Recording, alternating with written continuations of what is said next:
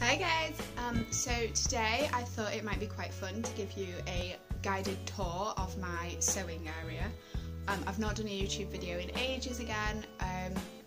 I'm just kind of not really feeling the whole doing videos of things that I've made during the month type thing, just because I've already done a blog post on them, so I just kind of feel like I'm repeating myself. I'm going to keep my channel going, but it's going to be more like reviews of patterns and ideas for pattern hacks and books that I love, like sewing books and stuff like that. So today you're getting a tour of my sewing room. You're on a selfie stick because that was literally the only way I could think of doing this. So as you can see, kind of, it's so shaky. I'm in my dining room. My dining room and my living room are attached via like an archway, so it's basically like an all-in-one type thing. We are separated by my chair that I'm knitting. That's my chair. It's my little special chair. So basically all of my sewing stuff is contained in the dining room. Most of it is contained within the sideboard. So this sideboard basically contains all of my fabric. I'm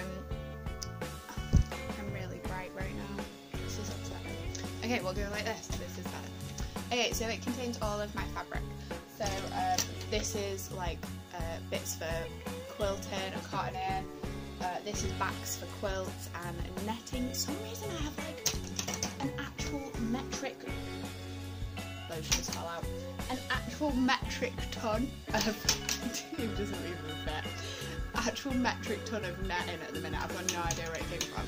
And then these two cupboards, which I now don't open because they actually might just like collapse everywhere, are filled with fabric. So these are my longer lengths for dressmaking and stuff.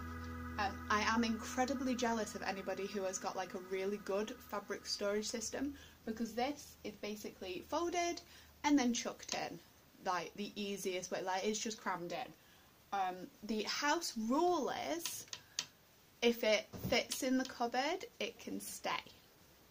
That is a rule that Ricky made that I agreed to because we reached a point where my fabric was getting out of control. It was literally everywhere. There was fabric under our bed, there was fabric in the bathroom, little man's room, in the spare room, there was fabric everywhere. So I sewed a load of stuff up, and then the idea is I get new fabric if I have room in the cupboard. At the minute there is no room in the cupboard. I got a lot of fabric from when my mum and my other family members cleaned out my Auntie Sheila's house, and I got a lot from the lady at the car boot. So no fabric shopping for me for a little while. But yeah, this is where all of my fabric lives. Now I have to try and close the cupboard. The doors pop open though. I need like heavier duty doors. This is not going to close, this one. It's the netting, it's too springy. We might have to just leave this. Okay, and then on top we have a Lego helicarrier that me and Ricky built. We love Lego. We love building Lego together. So this is one of our, I suppose, ornaments, but it's a pain to dust. And we also have my little box. This was given to me by Ricky's cousin's wife because I did some photography stuff for them. And basically, if you ever I've been in touch with me, or like you've sent me something, or I've been somewhere, then you can guarantee that if you've sent me like a note or whatever, it's in that box. I like to keep all my notes. It's really sad, but I do. In here we also have the DVD shelf. Oh, and the lovely Vivian. This is Vivian, named after Vivienne Westwood and Vivien Leigh. Obviously Vivienne Westwood is a huge designer, and Vivien Leigh from Gone with the Wind makes a dress out of her own curtains. My type of gal. So at the minute she's just got some stuff draped on her. She does tend to be kind of I use her quite a bit for putting stuff on and for making sure the fit's good, because we're basically the same size, which is a winner. But although I think we might need to, I mean, after Christmas we might need to pad out the middle a little bit. But yeah, so she's great. So she stands in the corner and I use her a lot for making sure the fit's good and stuff, for putting stuff on to Steam. And then behind her we have all of our DVDs and CDs. It's not all of them. All of our movies are in a big titanium box. They're out of their cases and we just have all the discs in like a big box because we have something stupid like 400 and something films. So that's basically just box sets. But they're in here and this is a lot smaller now. And then we also have my little sewing shelf. So at the top we've got, oh my gosh, this is so hard to film. God, I feel like an emo child now. I'm so sad. So this owl contains all of my zips. He did have cookies in him at first, but I ate the cookies and now he has zips in him. I kind of like both options, but the cookies were really nice. And then this is my bowl from, it's actually one of the bowls from the wedding, and it's got all of my threads in it. And this is the new way, oh, that's not got one on, that I am storing my threads and my bobbins. Basically, I was sick of finding like 400 bobbins for like everything and running out of bobbins and not being able to find the colour thread I wanted and just being lazy about changing my colour thread because I didn't have a bobbin to fill. So I got some elastic bands and now all the bobbins are attached to the spools when they're done with. So they're all together. So I've got like that one, I like a black one. I've even done it with my bigger ones, which you can sort of see on the second shelf. I'm trying to make it focus, but I'm not sure it wants to. That's fine. So this is where all my larger spools of thread are. I'm really lucky. I got some of these with my overlocker. I got a black set and a white set my mum and dad got me, and then I was given a load by my lovely pen friend Jeanette, who is Pin and Tonic on Instagram. She's lovely. And by some ladies that my mum does belly dance class with. So they've all given me quite a lot of thread. So I barely ever buy thread, like, never buy thread. And then I've got, on here, that's some hand, like, quilting threads. This is my little thing with just embroidery threads in. This is a lovely pouch that Jeanette, my pen friend Jeanette, made me. This has got all like quilting templates and stuff in, and on it, I don't know if you can just see, it's also got a lot of badges on it. The poppies were my granddad Neville's. He was a member of the British Legion, so he had a lot of poppy badges, and my nan gave me some when he died. So I've put them on here for safekeeping, the plan being that when he's older I'll give Marcus one. And it's also got a daffodil on it. We had those at the wedding in memory of Ricky's nan, who died of cancer. And then there's just a little badge that says the fuzz stops here, which I got at the Stitches show. The other important thing on this shelf is Pug Mug. This is Pug Mug. Pug Mug was my favourite mug, and he got really cracked, and he didn't break, but he was close to breaking. So now Pug Mug sits behind my sewing machine when I'm sewing with a larger spool of thread, and I sit the spool of thread in it. So if you looked on Pinterest and you saw that idea for using large spools of thread, it works. And then at the bottom there's just crayons and rulers. This is a big old box of buttons. So yeah, this is my little shelf. This is new because we cleared out all the DVDs. This is new. And then we have the table. So this is a vintage sewing machine. It's one of the first Singers that were made. My friend got me this. He bought it for, like, either came out of the back of his friend's van or he bought it for like £5 out of the paper. It's really good. It's been all refurbed by me and Ricky's granddad. It was like our little pet project for a while. I'm not quite sure what we're going to do next actually, because we like to have like a little project when he comes over. So it was really stiff, now it runs dead smooth. The only trouble is, having a small child, sometimes I'll be upstairs and then I'll come downstairs and I'll see him doing this. And he's like trying to make it go as fast as he can. So yeah, that's my sewing machine. That's one of my ornaments. I also have a box in the window. I don't know if you can see it there. That's just got like haberdashery stuff in. So that's ribbons, beads, lace, things for making handbags, that sort of thing. I don't really want to show you that box because it's not pretty. Like everything else is on a shelf and then that's just like Tupperware. This is also where I do a lot of like writing and stuff for the blog. I write all my blog posts out before I put them on the blog. I have to have a drink. I feel like I'm like chatting 10 to the dozen. Oh my gosh. This is my new favourite mug, by the way. This is unicorn mug.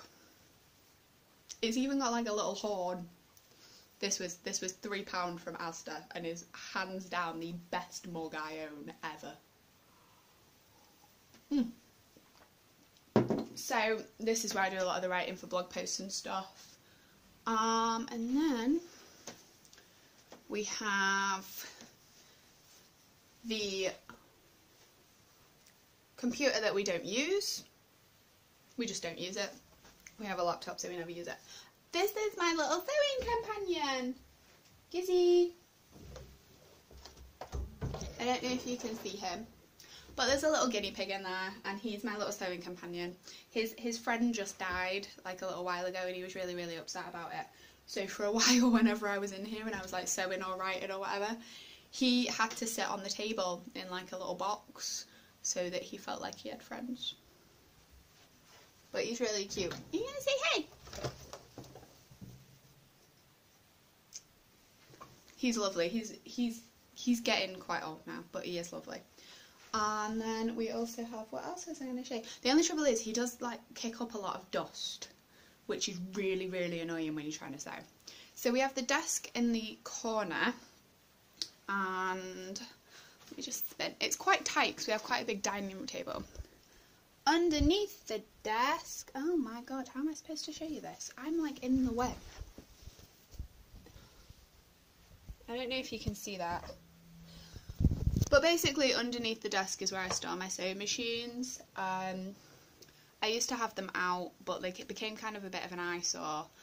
We're trying to make the house look as nice and tidy as possible. So my overlocker and my sewing machine live under there. They are always plugged in. Literally all I have to do is lift it up, put it on the table and plug it in. And good to go. If I had my own sewing room, I would love to have them out all the time. But I tend to think that like lifting them on and off the table is like a bit of like a bicep workout. So I do try and alternate arms. And also up here we have, oh my gosh, this is, I don't know how these young people control selfie sticks because I am struggling. We also have my record player. This is possibly one of my favourite things that I get to have in here because I have the room. I love playing records as I'm sewing. I used to watch a lot of box sets whilst I sewed, but I kind of was missing bits, and now I tend to watch like more in-depth box sets, so I play records all the time. So in fact I just play records a lot, to be honest. So yeah, that's my record player. And then on the table you might also see there is a little pile of records that need to be tested. I get a lot of my records from the charity shops and sometimes they're scratched. So before they go into like my little thing where I keep my records, they have to get tested. So before they are tested, they have a post-it note on, and then if they're bad, they get a cross on the post-it note. But it does mean I have to sit and like listen to every single record and make sure there's like no really bad scratches or jumps or whatever. So then the last thing to really show you is my sewing box. I have a new sewing box. This sewing box is completely different to the video I did where I said, oh, I didn't show you where my patterns are either. Right, I'll show you this first because I've already said that. This is a completely different sewing box to the one from What's in My Sewing Box, the video I did ages ago. So this is one of the fold out ones. In here is just everything I use day to day. Scissors, pins, tape measures, press studs. It's basically just chock-a-block. Funnily enough, Ricky hates this box. He thinks it's hideous. He's like, that box is so gross. So it sits behind the chair, which actually works out quite well because I can open it the whole way out. It's like pretty big when you actually get it open. So it opens all the way out if it's sat behind the chair. But as you can see, it's just chock-a-block with like everything I could possibly need. But I love it. I think it's a great sewing box. The only thing I'm tempted to do is paint it so that it matches the rest of the room. But that's my only thing. Right, so the last thing is where I store my sewing patterns. Gosh, Frankie, come on. I can't believe I've nearly forgot. The thing is at the minute is we do have an office chair in here that we're getting rid of. Hopefully Ricky's dad's going to like take it off our hands. But I keep them underneath the guinea pig cage in like a little cupboard we have. Oh my god, that's a jet lag. Okay, so you can kind of see. So I have to bend down, but all of my sewing patterns are in here, all of my sewing books are in here. I'm going to do another video on my sewing patterns another day, just saying like what sewing patterns I have, what my favourites are, how I store them, that sort of thing. But I basically think that's it. That is my sewing room. It's not really a sewing room, it's a sewing room, come dining room, come DVD storage, come computer room, come guinea pig room, come room. But yeah, so thank you very much for watching. I hope you enjoyed my little tour. If there's any videos that you'd like to see, please let me know. And please hit like and subscribe. Bye bye.